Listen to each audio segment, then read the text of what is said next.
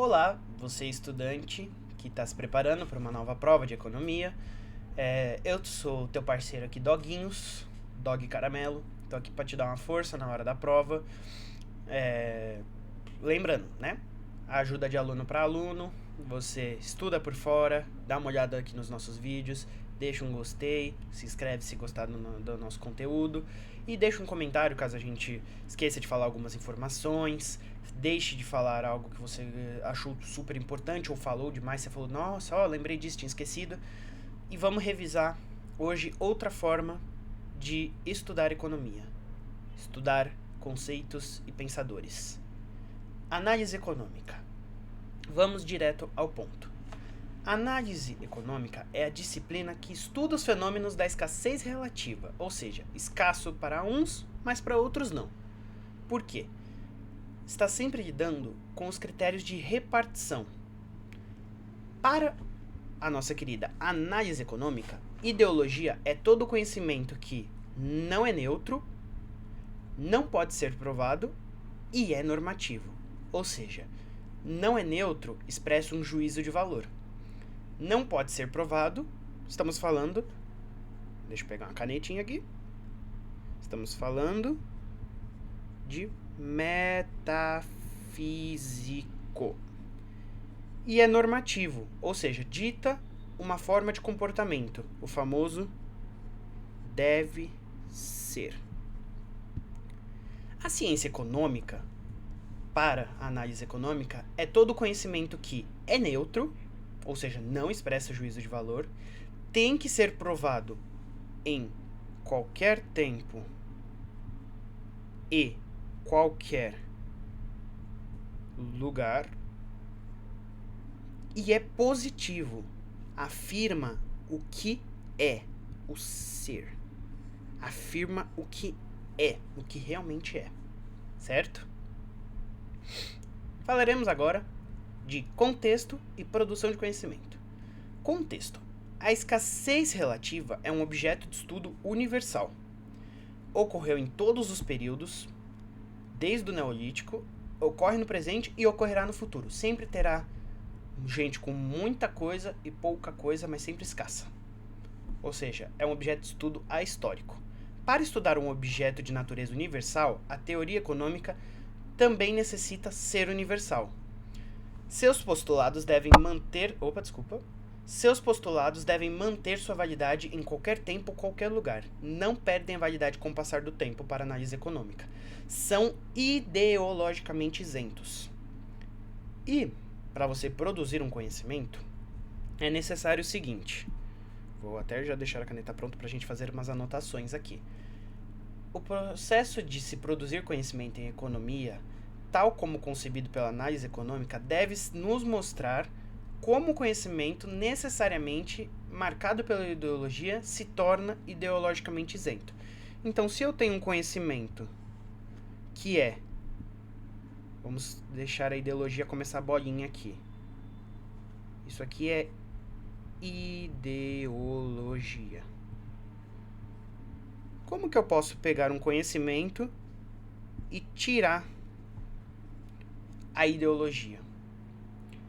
Literalmente, o processo de conhecimento para análise econômica, o próprio nome diz, análise é igual a separação aqui. O processo de produção de conhecimento econômico deve separar os elementos ideológicos, porque a ideologia é subjetiva.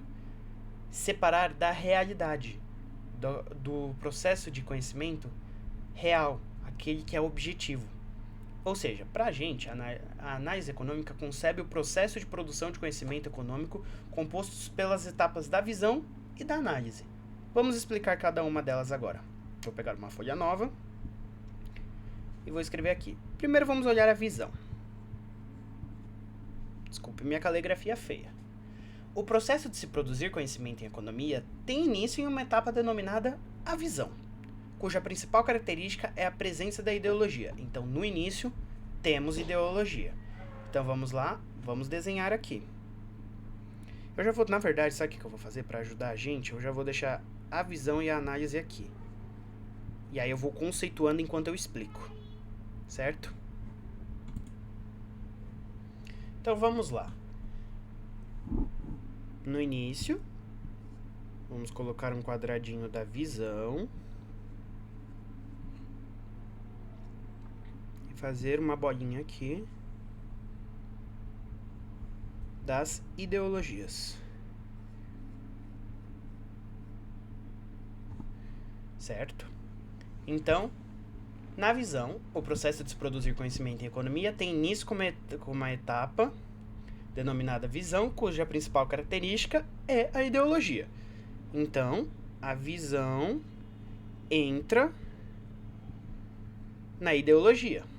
Quando o autor aborda inicialmente um fenômeno econômico, sua visão é uma intuição, primeira aproximação de um tema que instiga sua curiosidade, certo?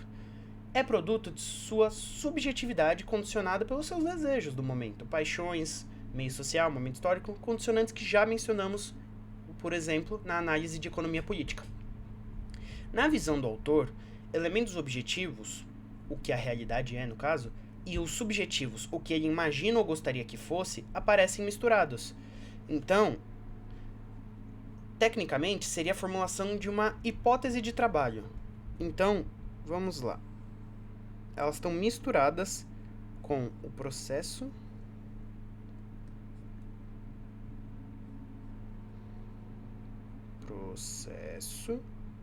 de produção do conhecimento. Ninguém viu. Só fazer uma bolinha maior. Vamos lá. Belezura. Arrumar isso aqui, que eu não gosto de fazer coisa feia. Conhecimento.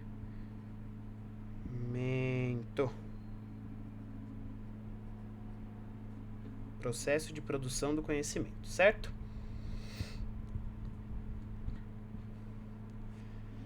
O instrumento do pesquisador para explorar inicialmente um campo temático, destinado a sofrer mudanças à medida em que o conhecimento desse campo for se aprofundando.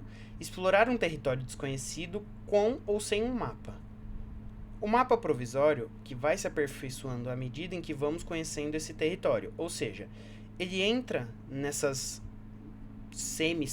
semi-contextos esféricos que eu coloquei aqui, por muitas vezes sem um mapa. Ele começa a pesquisar sobre sem um guia. E vai formando os seus guias conforme ele vai analisando as características do processo. Como que eu poderia dizer isso de outra forma? Ele pega uma ideia. Ele vai olhar aquela ideia. Gostei daquela ideia, e em cima dos meus contextos eu penso sobre aquilo. Mas ele não tem um mapa daquela ideia. Ele não tem nada que guie ele para elaborar aquela ideia. Logo, ele processa uma forma de criar aquele mapa, certo? Falando de análise, como a segunda etapa do processo, é quando vamos separar os elementos objetivos dos elementos subjetivos da teoria em si. Logo, é o momento em que a visão entra e sai a análise. Só que a análise, ela já sai pós-processo de produção do conhecimento. Como isso é possível? Por meios de disciplinas instrumentais ou a famosa caixa de ferramentas. O que é a caixa de ferramentas? Vamos botar as letrinhas aqui. Demografia, matemática, estatística, contabilidade, contas nacionais, econometria, análise de balanço e informática. Esses são os instrumentos que o economista pode usar para separar essas bolinhas. Assim, tendo as relações de causalidade entre os fenômenos econômicos, certo? É assim que ele faz uma análise ou teoriza algo. Vamos falar agora de níveis de abstração. Vou pegar mais espaço aqui embaixo.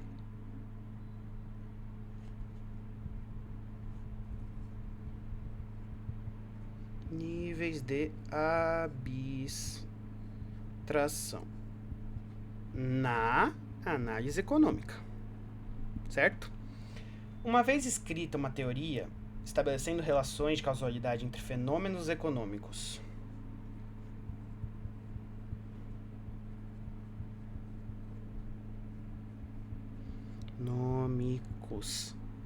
Seu autor entra no processo de debate e será criticado várias vezes e por diversas vertentes, seja vertente histórica, econômica, filosófica, metodológica. A cada vez que nesse debate surgir uma formulação sobre o mesmo fenômeno, mas colocada num nível de abstração mais elevado, esta se torna a ciência e a segunda ideologia. Até o momento em que surgirá uma nova formulação suficientemente mais abstrata para estabelecer essa causalidade em qualquer tempo e em qualquer lugar. Vamos desenhar para uma explicação melhor sobre isso, que é muito importante. Já que na análise econômica, quanto mais abstrato, melhor. Teoria, história.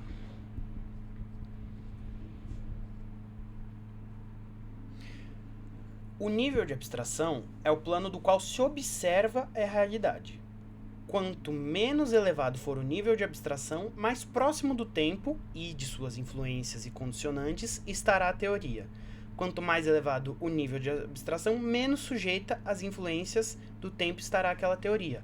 Ou seja, quanto mais abstrato em análise econômica, mais ela funciona fora de seu tempo. Vamos mostrar. Alguém faz uma pequena teoria. Essa é uma teoria no momento. O próximo que fizer uma teoria em cima dessa teoria vai criticar essa primeira teoria, certo? Vai criticar, vai debater, vai falar sobre, vai mexer com diversas vertentes históricas, econômicas, filosóficas, metodológicas, e a de baixo se torna uma ideologia e a de cima se torna a teoria principal. Outra pessoa, vamos mudar a cor. Outro pensador faz uma nova teoria. Mesmo processo. De baixo se torna ideologia, a de cima se torna teoria. Outro pensador faz outra. Outro pensador faz outra. Até que seja uma teoria tão elevada que ela não está praticamente sujeita ao tempo em que ela se foi planejada, se foi criada. Chegará a encostar aqui em cima? Talvez não, talvez sim. Não chegou nenhuma ainda, assim que não seja nem um pouco influenciada pelo seu tempo, pois, como já dizemos uma vez em economia política, quando estávamos analisando em outro vídeo, não se dá para fazer teoria fora de seu tempo. Não tem como parar o tempo para fazer análise econômica. Ok? Não vamos misturar as coisas. Só estou comentando uma coisa que a economia política falou que pode servir em análise econômica. Certo? Essas são as principais informações sobre análise econômica. Espero que tenha ajudado a dar uma revisada de como pensa a análise econômica. E bons estudos. Se esquecemos de falar alguma coisa sobre análise econômica que você gostaria, deixe um comentário para ajudar a gente olha. E boa prova, boa revisão e tudo de bom para você.